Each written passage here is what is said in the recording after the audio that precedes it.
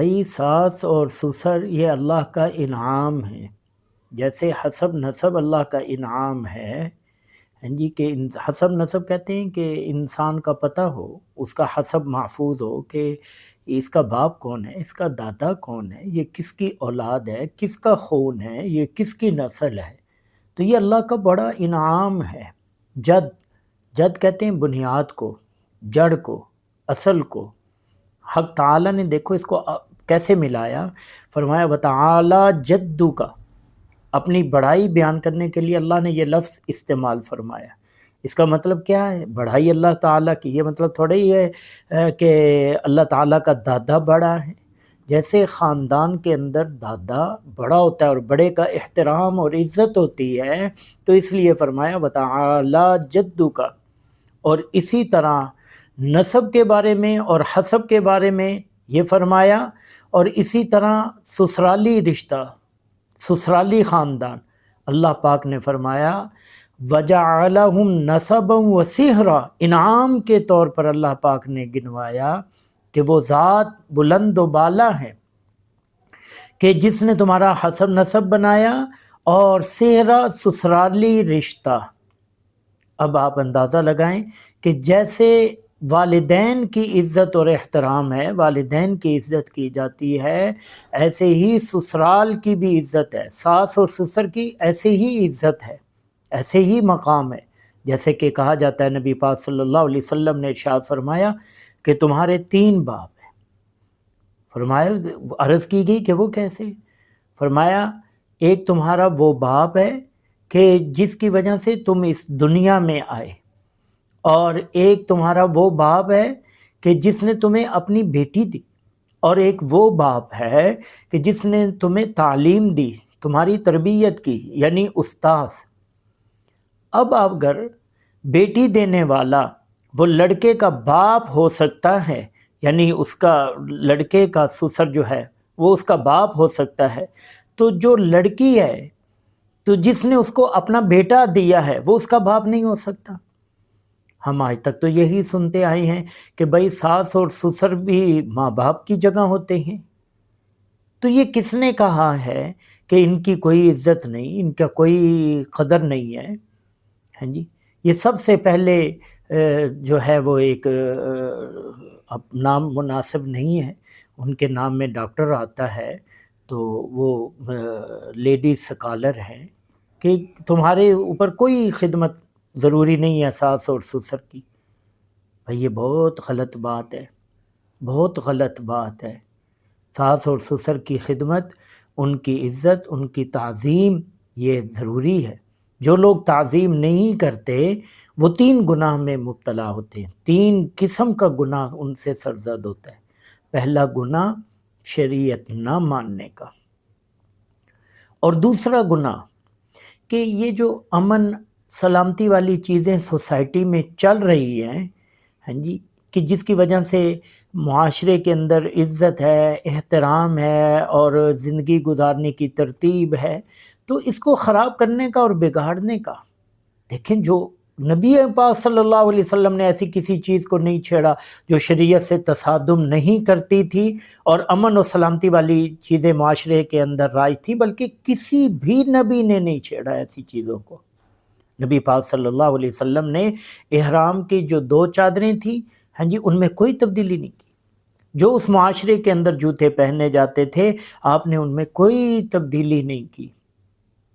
اسی طرح آپ نے کھانے پینے کے اندر کوئی رد و بدل نہیں کیا، بلکہ ایک مرتبہ صحابہ فرماتے ہیں کہ کوئی اور جانور تھا، وہ بھون کے آپ کی خدمت میں پیش کیا گیا، آپ نے اس کو تناول نہیں فرمایا۔ صحابہ کھا رہے تھے، صحابہ نے عرض کیا کہ کیا یہ حلال نہیں؟ آپ نے فرمایا حلال ہے، تم کھاؤ، میں اس لیے نہیں کھا رہا کہ یہ ہمارے علاقے کے اندر اس عرب کی زمین پر یہ نہیں ہے۔ تو نبی پاک صلی اللہ علیہ وسلم نے ان چیزوں کو تبدیل نہیں کیا۔ حضرت شاہ ولی اللہ محدث دہلوی رحمہ اللہ نے حجت اللہ البالغہ میں باقاعدہ باب باندھا ہے، اور اس میں ایسی چیزوں کو ذکر کیا ہے کہ جو چلی آ رہی تھی، امن اور سلامتی والی تھی، نبی پاک صلی اللہ علیہ وسلم نے ان کو نہیں تبدیل فرمایا۔ تو آپ معاشرے کے اندر ایک نئی چیز، نیا بگاڑ اور تیسرا گناہ کون سا سرزد ہوتا ہے کہ بھائی ساری باتوں کو چھوڑیں، یہ دیکھیں کہ وہ انسان تو ہے نا۔ نبی پاک صلی اللہ علیہ وسلم نے تو جانوروں کے ساتھ بھی اچھا سلوک کرنے کا حکم فرمایا۔ کسی نے پیاسے کتے کو پانی پلایا تو اس کے لیے جنت واجب ہو گئی، تو ساس سسر کی خدمت جو کرے گا تو وہ محروم رہے گا؟ یا جو عورت ساس سسر کی خدمت کرے گی تو کیا وہ محروم رہے گی؟ نبی پاک صلی اللہ علیہ وسلم نے جانوروں تک کا اتنا احساس فرمایا، اتنی آپ کے دل میں ہمدردی اور خیر خواہی تھی۔ آپ غور فرمائیں، حضور علیہ الصلوۃ والسلام نے شکار کی اجازت دی ہے، جانوروں کو شکار کرنے کی، لیکن خود ساری زندگی میں آپ نے شکار نہیں فرمایا۔ اس کی وجہ بھی یہی ہے کہ جو آپ کے دل میں ایک ہمدردی تھی جانوروں کی اور ایک احساس تھا، اس کی وجہ سے۔ ایک صحابی فرماتے ہیں کہ میں حضور صلی اللہ علیہ وسلم کی خدمت میں حاضر ہوا، آپ کی خدمت میں بیٹھا، تو میرے سر پہ ایک چڑیا منڈلا رہی تھی، بار بار میرے سر کے اوپر چکر لگا رہی تھی۔ نبی پاک صلی اللہ علیہ وسلم نے دریافت فرمایا کہ بھئی اس چڑیا کا کیا تعلق ہے تیرے ساتھ؟ تو میں نے عرض کیا کہ آقا میں آ رہا تھا تو اس کے بچے تھے گھونسلے کے اندر، مجھے وہ بہت اچھے لگے، میں نے اس کے بچے لے لیے، پھر اپنی چادر سے ہاتھ نکالا اور اس کے بچے دکھائے۔ اس وجہ سے نبی پاک صلی اللہ علیہ وسلم نے فرمایا نہیں بھائی، غلط بات ہے، اس وجہ سے یہ ماں چڑیا بے تاب ہے۔ فرمایا اس کی بے چینی اور بے تابی کو دیکھو، تم نے اس کے بچے چھین لیے۔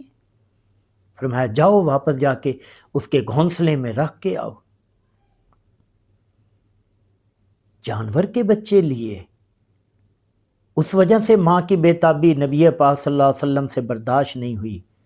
تو جس ماں کا، بوڑھی ماں کا، بے سہارا ماں کا تم نے بچہ چھین لیا، اب تم کہتی ہو کہ ہمارا حق ہے اس پر، اس کی ماں کا حق نہیں، اور اس کی ماں کی خدمت ہمارے اوپر واجب نہیں، ہمارے اوپر ضروری نہیں ہے۔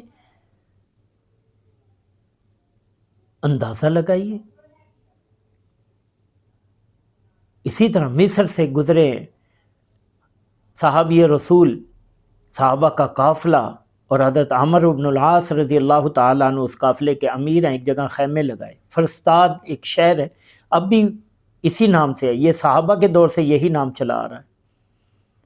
جب وہاں سے کوچ کیا تو آپ نے حکم فرمایا کہ سب کے خیمے اٹھاؤ، سارا سامان اپنا سمیٹو، سنبھالو اور لے چلو، اور منع فرمایا کہ میرا خیمہ تم نے نہیں کھولنا۔